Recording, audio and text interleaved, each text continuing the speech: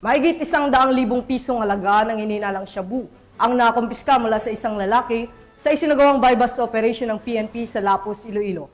Magbabalita dyan si Patrolwoman Lynette Sablon.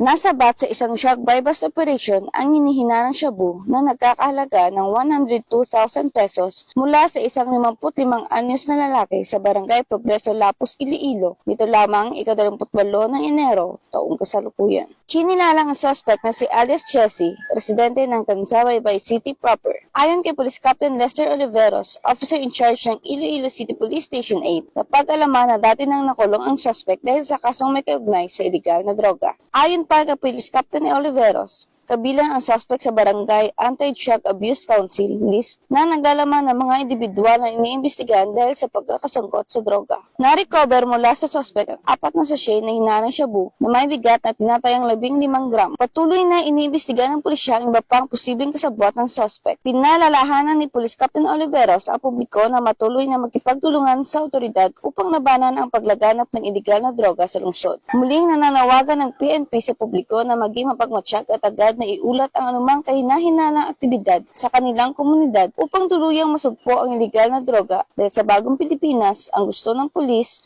ligtas ka. Mula rito sa Western Visayas, ako niyang PNN correspondent, Patrolwoman Lynette Sablon, alagad ng batas, tagataguyod ng Balitang Pulis.